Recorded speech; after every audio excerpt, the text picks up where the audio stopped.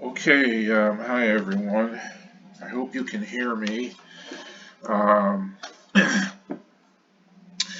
Alright, so what I have here is a cube. Okay, now this is the face of the cube, and this is the top of the cube. Um, Alright, so what we're going to do here is we are going to turn the cube this way to the right. And as you will see, the face of the cube, this red area, will move this way. And we'll see a third side over here. And the top of the cube will also rotate. So I'm going to demonstrate this with my joystick. I'm just going to move the joystick. I'm going to push it to the right and I'm going to hold it there. Okay, so as you can see, the cube has turned to the right and exposing this third side here. If I let the joystick go, it'll relax and return to a frontal view of the top, only two sides, just the top and the face. Now the face moves to the right, and you can see the next side. There would be two other sides here.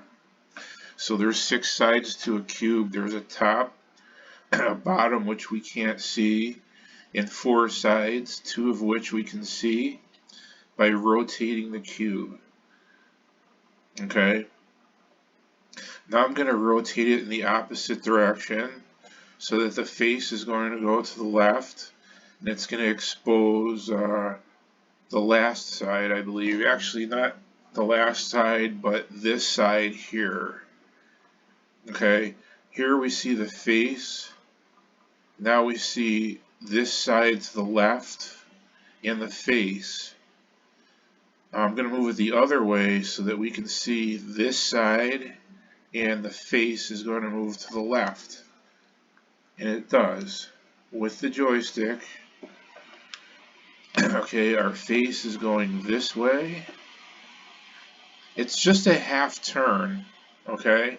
It's not a full turn of the cube here. It's a half turn.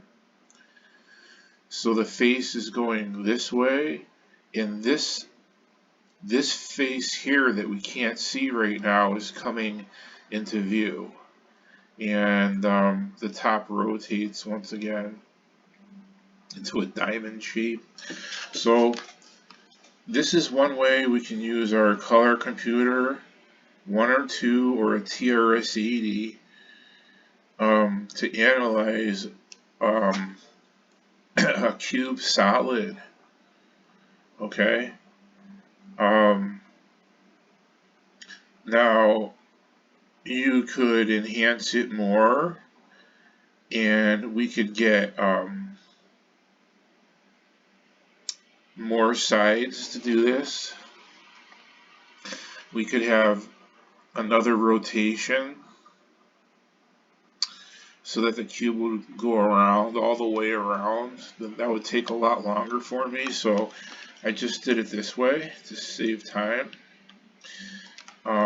I'm not really interested in doing a complete walk around, but at least you can get an idea of the power of this computer, this early computer. This is actually a Color Computer 1 emulation, but it can be done on a Color Computer 2 just the same way.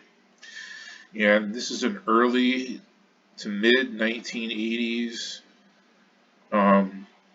home computer that I'm doing this on, and it has power potential.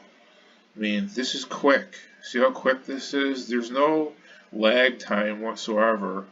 This is instant 3D rendering here, and I've actually working on a poker game, brand new software for this computer, which is probably 95% done now. I just haven't got around to finishing it. And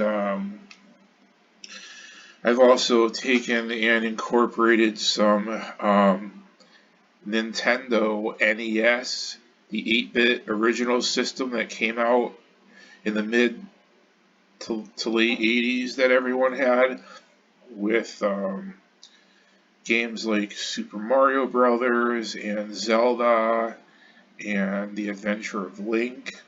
So I've been able to incorporate some of those into this computer mainframe, and I've had some success with it. And I don't know about copyrights. I haven't created a game, but I've created an Adventure of Link, which was Zelda 2 demo, that I really want to show you. You will probably be astonished. It is almost identical. I'd say pretty much identical to the NES Nintendo 8-bit system. So this computer has a lot of potential, and it wasn't really tapped into very well. But these days, with people doing homebrews for the Atari 2600, their homebrews are so much better in some cases than the original cartridges that were available, and that's sort of what I'm doing with this computer, with game demos. So if I'm able to post that, I will definitely post the Zelda 2. If anybody's a fan of the original Nintendo, you'll be amazed at what I was able to accomplish on this computer in regards to animation. And just before I go here, this computer only has just under 23K kilobytes max, and when you're doing a big program, you have to balance your code with your graphics memory, because the graphics memory can eat up space very quickly, and so can code. So there's not a lot to work with, but there's ways around some of those things, and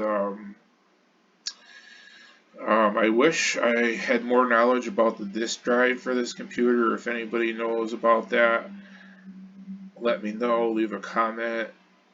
I don't know how much capacity the actual disks were. That's one thing I want to know. How much were they able to hold? I just had a cassette player for this computer, and that was sufficient. But it was problematic because it was a tape, and it could break very easily. And I just wanted to make one more comment, and I'm not sure. I can't remember what it was, so I'm just gonna leave you here with this to think about. And that's it for right now. So take care.